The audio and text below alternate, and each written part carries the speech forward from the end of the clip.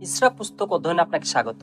একজন ব্যক্তির কাজ কেবল তার নিজের প্রচেষ্টা বা এটি ঈশ্বরের কাজ কিনা তা বোঝার জন্য ইসরা আমাদের 5টি গুরুত্বপূর্ণ নীতি শেখায়।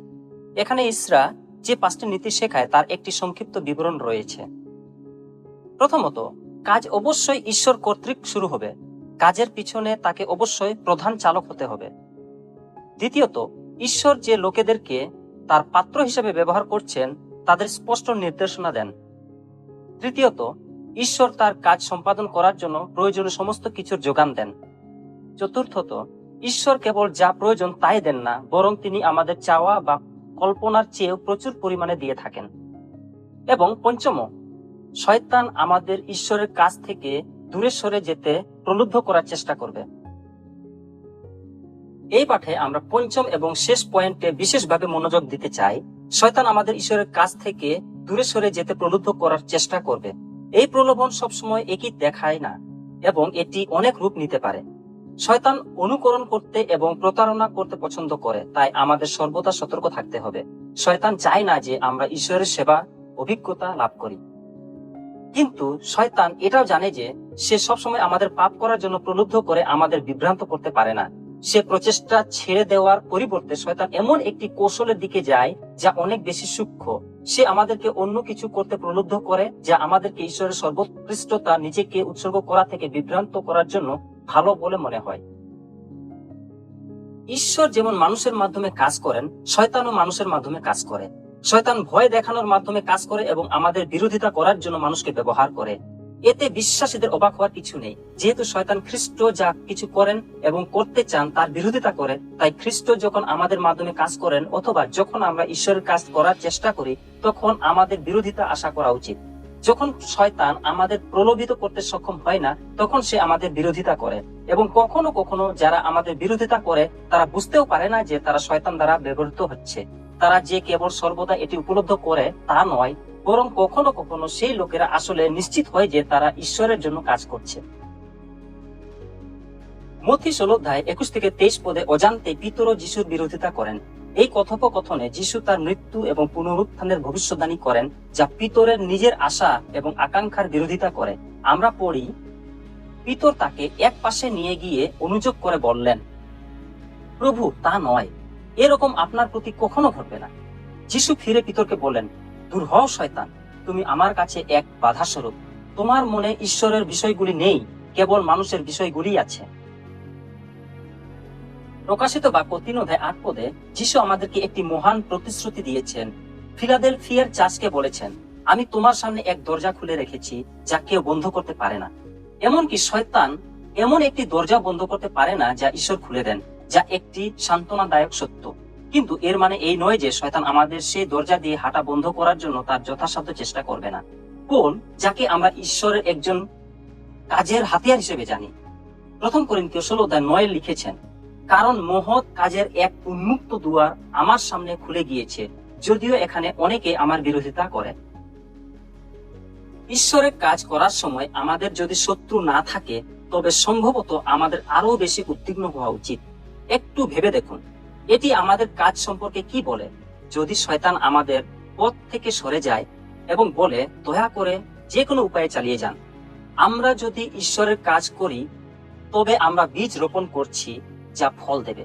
শয়তান চায় না যে আমাদের কাজ কার্যকর হোক, তাই অবশ্যই আমাদের সে থামানোর চেষ্টা করবে।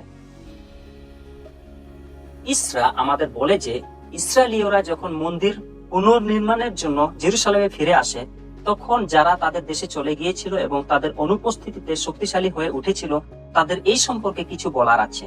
ইসরা 4:2 পদে বলেছেন, তখন তারা সরুব্বাবিল ও গোষ্ঠীপতিদের কাছে এসে বলল, তোমাদের নির্মাণ কাজে আমরা সাহায্য করতে চাই, কারণ আমরাও তোমাদের আরাধ্য ঈশ্বরের আরাধনা করি। আশিরিয়ার রাজা এসরহদ্দন যখন আমাদের এদেশে বসবাস করতে এনেছেন, তখন থেকেই আমরা সেই ঈশ্বরের উদ্দেশ্যে বলি উৎসর্গ করে চলেছি। এরা 2 রাজাবলী 17 যাদের সম্পর্কে বলা হয়েছে তাদের বংশধর। তারা পেগান, যারা বেবিলন, কুথা, আভা, হামাত এবং সেফারভাইম থেকে বাস্তুচ্যুত এবং ইসরায়েলীয় অঞ্চলের আশিরিয়ার দ্বারা পুনর্বাসিত হয়েছিল। সেখানে একবার তারা জিহোবার উপাসনাকে কলুষিত করতে থাকে। ইসরার মতে তারা ঈশ্বরের উপাসকদের অনুকরণ করে, কিন্তু প্রকৃতপক্ষে তার উপাসনা করে না। আজকে মণ্ডলীগুলোকে দুর্বল করে দেয় এমন একটি বিষয় যাকে আমরা বলতে পারি একটি মিশ্র জনতা। যিশু তার গম ও আগাছার দৃষ্টান্তে এ ধরনের একটি বিষয়ের কথা বলেছেন। একজন কৃষক তার ক্ষেতে ভালো বীজ বপন করেন, কিন্তু কৃষক যখন ঘুমাচ্ছেন তখন একজন শত্রু এসে গমের মধ্যে একটি আগাছা বপন করে। আর শত্রু এমন এক ধরনের আগাছা রোপণ করেছে যা দেখতে প্রায় আসল ফসলের মতোই। প্রাথমিকভাবে তাদের আলাদা করা কঠিন, অর্থাৎ ফসল কাটার প্রায় সময় না হওয়া পর্যন্ত।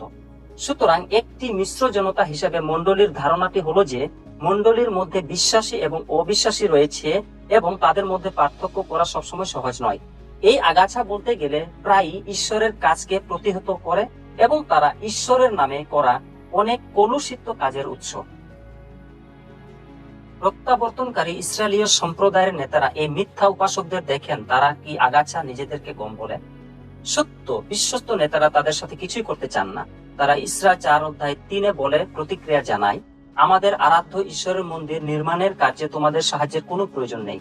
পারস্য সম্রাট কোরশের আদেশ মতো ইসরায়েলের আরাধ্য ঈশ্বর সদাপ্রভুর জন্য আমরা নিজেরাই এই কাজ করতে পারবো। আপাতত থামিয়ে রাখার জন্য পেগানদের বোঝানো যে তাদের শ্রমের প্রয়োজন নেই, কিন্তু এটি তাদের ঈশ্বরের লোকেদের বিরোধিতা করার জন্য উপায় খুঁজে বের করা থেকে বিরত করে না। প্রকৃতপক্ষে ইসরা 4:4-5 তাদের সামঞ্জস্যপূর্ণ পদ্ধতিগুলি প্রকাশ করে বলে, তখন তাদের চারিদিকে যে সমস্ত লোক ছিল তারা জিহুদার লোকেদের নিরুৎসাহ করতে চাইল এবং মন্দির নির্মাণের কাজে ভয় দেখাতে লাগলো।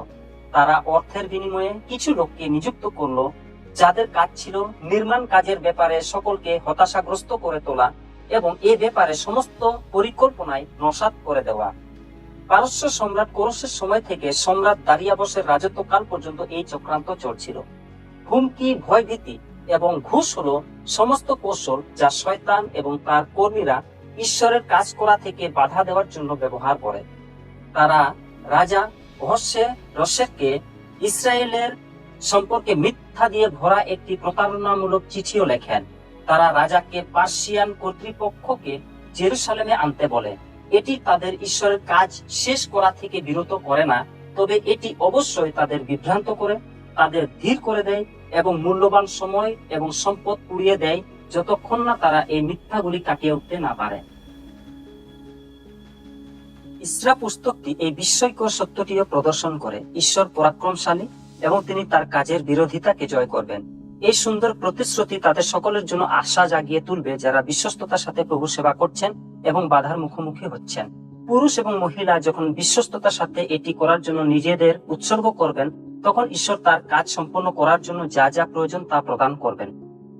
ইসরা 5 পারস্য সম্রাট দারিয়াবসকে একটি বার্তা পাঠানো হয়। চিঠিটি প্রশ্ন করে যে ইহুদিদের আসলে তাদের মন্দির পুনর্নির্মাণের অনুমতি দেওয়া হয়েছে কিনা। একটি সময়ের জন্য পুনর্নির্মাণের কাজ নিষিদ্ধ। দারিয়াবস যখন আর্কাইভগুলি অনুসন্ধান করার জন্য একটি আদেশ জারি করেন, তখন তারা আবিষ্কার করেন যে ইহুদিরা মিথ্যা বলছে না। প্রকৃতপক্ষে কোরশ একটি আদেশ জারি করেছিলেন এবং তিনি উপকরণাদি দান করেছিলেন যাতে জেরুসালেমের মন্দিরটি পুনর্নির্মাণ করা যায়। দারিয়াবস তাদের উত্তর দেন যারা ইসরা 6:6-8 চিঠি লিখছিলেন, আপনারা সকলে এই বিষয় থেকে দূরে থাকুন। ঈশ্বরের মন্দির নির্মাণ কাজে কোনো রকম ব্যাঘাত সৃষ্টি করবেন না। জিহুদীদের রাজ্যপাল এবং জিহুদীদের প্রাচীন বর্গ পূর্বেকার স্থানে ঈশ্বরের গৃহ নির্মাণ কাজ অব্যাহত রাখুন। উপরন্তু আপনারা ঈশ্বরের মন্দির নির্মাণ কাজে জিহুদী প্রাচীনদের কিভাবে সহযোগিতা করবেন আমি এই মর্মে আদেশ দিচ্ছি। এই সমস্ত ব্যক্তিদের সকল ব্যয় রাজকোষে ইউফ্রেটিস নদীর অপর পারস্থ অঞ্চল থেকে যে রাজস্ব সংগৃহীত হয় তার থেকে ব্যয় করবেন, যেন কাজ বন্ধ না হয়ে যায়। কি বিড়ম্বনা!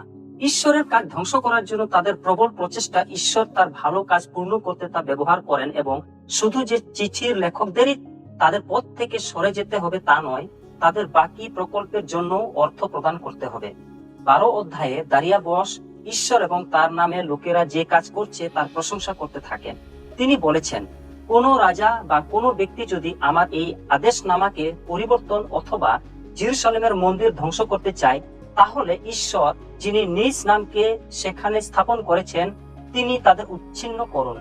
আমি দারিয়াবস এই রাজাজ্ঞা দান করছি, এই রাজাজ্ঞা যথাযথভাবে পালিত হোক। ইসরা আমাদের শিক্ষা দেয় যে ঈশ্বর তার লোকদের মাধ্যমে তার কাজ করেন, এবং সুন্দর বাস্তবতা হলো যে যারা বাইরে থেকে তা দেখে তারা প্রায়ই রক্ষা পাবে, কারণ তারা ঈশ্বরের কাজ পূর্ণ হতে দেখে। মানুষ যখন সাধারণ মানুষের মাধ্যমে ঈশ্বরকে অসাধারণ কাজ করতে দেখে, তখন তা সম্পূর্ণরূপে তাদের দৃষ্টি আকর্ষণ করে। তারা বুঝতে শুরু করে যে ঈশ্বরের উপস্থিতি না থাকলে যা করা হচ্ছে তা অসম্ভব। ঈশ্বরের কাজ শত্রুদের ভেতর থেকে বিশ্বাসীদের তৈরি করতে পারে। ইসরা 6:21 আমরা আশ্চর্যজনক কিছু পড়ি। ইসরায়েলীয়রা যারা নির্বাসন থেকে প্রত্যাবর্তন করেছিল এবং যেসব লোকেরা তাদের বিজাতীয় প্রতিবেশীদের অসুচি ক্রিয়াকলাপ থেকে নিজেদের পৃথক করে ইসরায়েলের আরাধ্য সদাপ্রভুর অনুসন্ধান করছিল, তারা একসাথে ভোজন করলো এবং কি প্রভুর সামনে এই ঐক্যবদ্ধ সমাবেশকে পরিচালিত করে। 22 পদ আমাদের বলে, 7 দিন ধরে তারা মহানন্দে খামিরবিহীন রুটির উৎসব উদযাপন করলো, কারণ সদাপ্রভু আশিরিয়ার রাজার মনোভাব পরিবর্তন করার সুবাদে তাদের হৃদয় আনন্দে ভরিয়ে তুলেছিলেন। ইসরায়েলের আরাধ্য ঈশ্বরের গৃহ নির্মাণে সম্রাট তাদের সর্বতোভাবে সাহায্য করেছিলেন। ইসরা আমাদের শিক্ষা দেয় যে ঈশ্বরের কাজ সর্বদা তার বাক্যের সাথে সামঞ্জস্যপূর্ণ। জেরুব্বাবেলের অধীনে প্রথম প্রত্যাবর্তনের লক্ষ্য হলো মন্দিরের পুনর্নির্মাণ। ইসরা 1:1 বলে যে এই কাজটি সম্পূর্ণ করার মাধ্যমে লোকেরা জিরোমিয়ের মুখ দ্বারা প্রভুর বাক্য পূর্ণ করছে। ঈশ্বরও চান যে এই পুনর্নির্মিত মন্দিরে ঈশ্বরের বাক্য বিশ্বস্তভাবে শেখানো হোক, যে কারণে তিনি ইসরার মতো একজন বিশ্বস্ত ব্যক্তিকে উত্থাপন করেন। পরবর্তীতে নহিমীয় ফেরত আসা ইসরায়েলীয়দের জেরুসালেমের চারপাশে একটি প্রাচীর নির্মাণের আরেকটি তরঙ্গের নেতৃত্ব দেন, যাতে ঈশ্বরের লোকেরা যে সমস্ত বিরোধিতা এবং হয়রানির সম্মুখীন হয় তা থেকে তারা তাদের রক্ষা করতে পারে। তিনি নহিমীয় 1:9 একটি প্রার্থনা দিয়ে কাজ শুরু করেন, যেখানে ঈশ্বর তার লোকেদের কাছে যে প্রতিশ্রুতি দিয়েছিলেন তা পুনরাবৃত্তি করা হয়েছে, যেখানে উদ্ধৃত করা হয়েছে, কিন্তু যদি তোমরা আমার প্রতি ফেরো ও আমার আজ্ঞার বাধ্য হও, তাহলে তোমাদের বন্দী দশায় থাকা লোকেরা যদি আকাশের শেষ সীমাতেও থাকে, আমি সেখান থেকে তাদের সংগ্রহ করব এবং আমার বাসস্থান হিসেবে যে জায়গা বেছে নিয়েছি সেখানে তাদের নিয়ে আসব।